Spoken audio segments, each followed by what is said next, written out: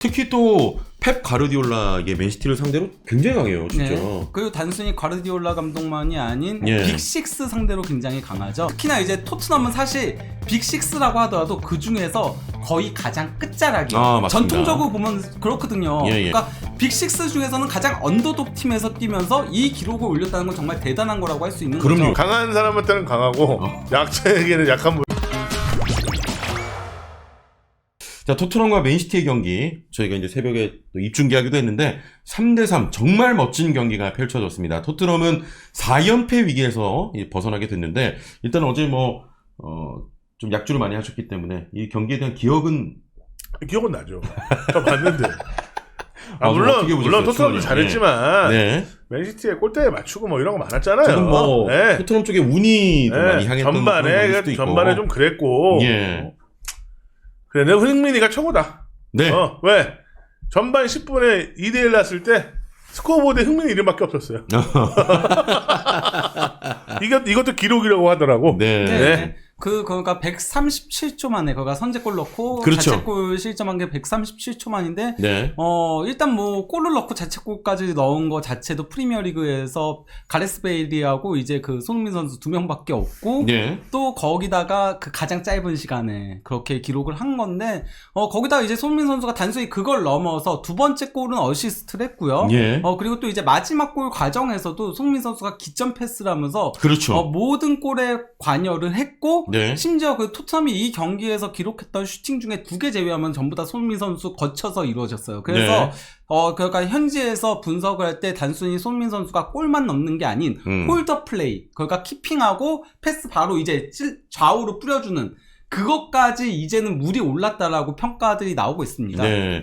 자, 그러면서 한 경기에 골, 자책골, 도움 모두 기록한 프리미어리그 5번째 선수이기도 하고요. 네.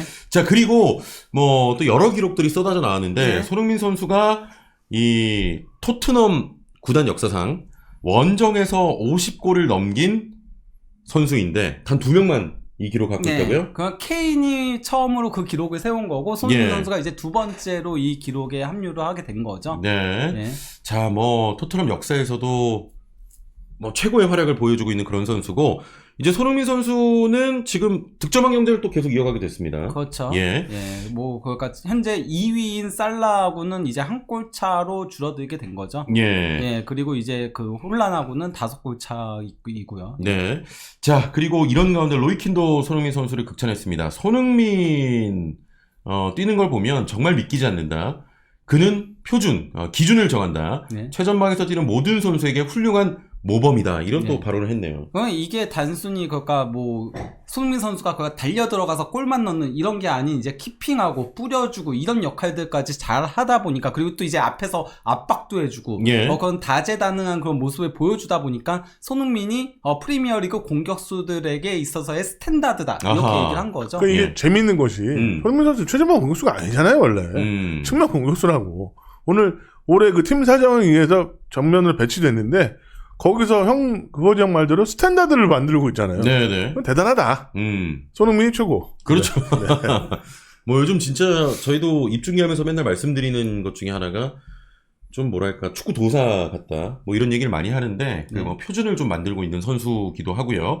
그리고 손흥민 선수가 이 경기에서 골을 추가하면서 이제 프리미어리그 통산 112골이잖아요. 예. 원정이 50골인 거고, 그러면서 이제 사디오 마네하고 디온 더블린을 제치고 이제 프리미어리그 개인 통산 최다골 24위까지 올라갔습니다. 네, 정말 대단한 그야말로 역사를 만들고 있는 손흥민 선수인데, 특히 또 펩 가르디올라 이게 맨시티를 상대로 굉장히 강해요, 진짜. 네. 그리고 단순히 가르디올라 감독만이 아닌 예. 빅식스 상대로 굉장히 강하죠. 자, 빅식스 상대로 76경기 출전해서 23골 7개 도움, 공격 포인트 30개를 기록했습니다. 네. 예. 이게 그러니까 빅식스 상대로는 사실 골 넣기가 쉽지가 않거든요. 그럼요. 당연하죠. 도움 올리기도 힘들고, 예.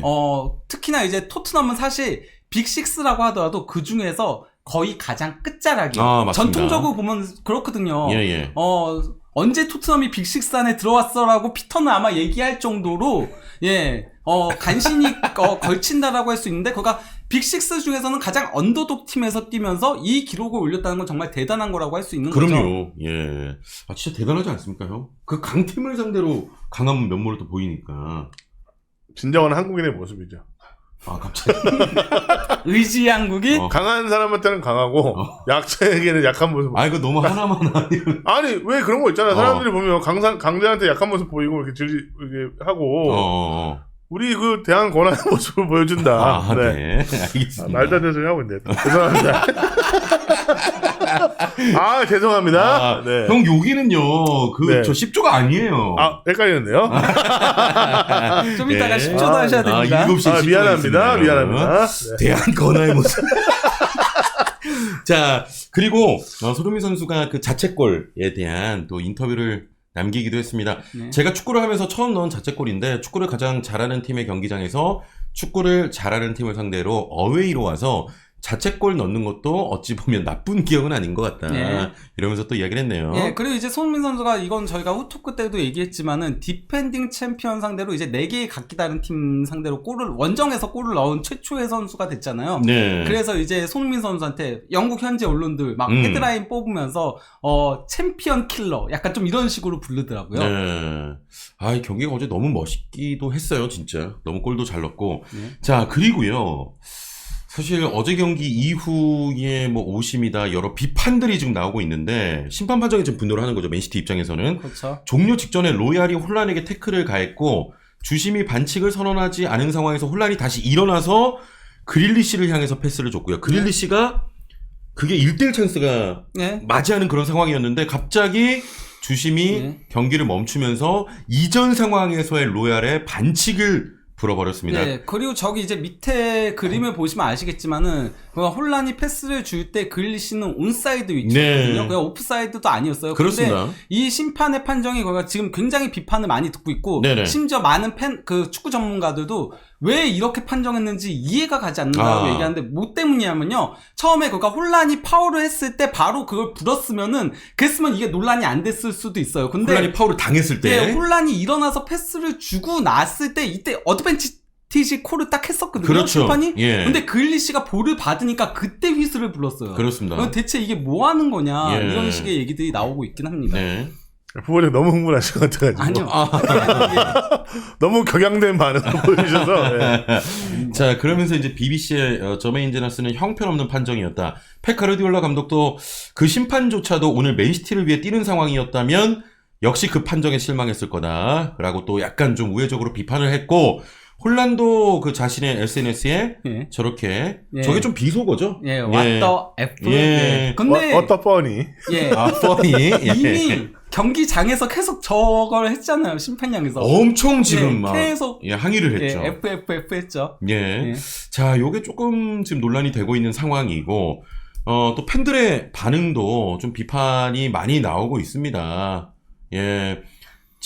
그릴리시가 골을 넣으러 가고 있을 때 힙스를 다시 불었다. 심판은 심각하게 부패했다. 뭐 이런 식으로 우리는 항상 뭐 강탈당한다. 여러 지금 요 오심 논란에 대한 팬들의 비판적인 네. 태도도 있습니다. 그리고 이제 이제 심판이 바로 이제 리버풀전에도 오심이 나왔었잖아요. 그거는 아예 인정이 됐었잖아요. 아, 네네네. 네, 그 심판이었거든요. 심지어 그때 이제 비디오 판독실에서 멈추라고, 그 심판위원장이 멈추라고 했다라고 했는데도 그냥 속개를 시켜버렸던 네. 그 심판이어서, 예, 좀 말들이 많이 나오고 있죠. 그렇습니다. 뭐 어제 진짜 뭐 토트넘도 잘 싸우긴 했습니다만 사실 경기적으로 보면 토트넘이 많이 좀 밀리는 경기였습니다만 골대도 좀 토트넘의 편이기도 했고. 그렇죠. 예. 아무튼 멋진 경기를 또 볼 수 있었습니다. 그래도 어쨌건 토트넘의 경기력에 대해서는 호평들이 굉장히 많이 네. 나오고 있어요. 그러니까 용감하게 플레이했다, 넓게 플레이를 했다, 라인을 올렸다 그런 식으로 네. 그러면서 결과는 뭐 그 합당한 결과가 아닐지 몰라도 토트넘이 쟁취해낸 결과다라고 그럼요. 그렇게 얘기를 하더라고요. 예. 네. 자, 뭐 우리 충원이 형 같은 경우는 꾸준히 막 어린 선수들을 써야 된다 막 이렇게 강조했었는데 그래도 어제 뭐 밴드 활약이 뭐 나쁘진 않았고요. 네. 로얄과 그 조합도 괜찮았습니다. 그리고 만약에 이제 포스테코글루 감독은 호이비에르에 대한 칭찬도 하더라고요. 어. 호이비에르가 들어오면서 힐드신 들어왔죠. 예, 조금 거면서 안정을 찾을 수 있었다라고 얘기를 하더라고요. 네. 유망주가 들어왔으면 결과는 좀 달랐을 수도 있을 것 같은데 어떻게 생각을 좀 바꾸고. 그러나 우리가 이것을 봐야 될 것이 손흥민 선수가 워낙 잘해서 그렇지. 아, 네네. 우리가 전반에 보면 이거 한 4골 이상 나올 수 있는 상황이었잖아 맨시티가. 네. 그렇다고 보면 뭐 신인이 나왔어도 크게 다르지 않았을 것이다. 네.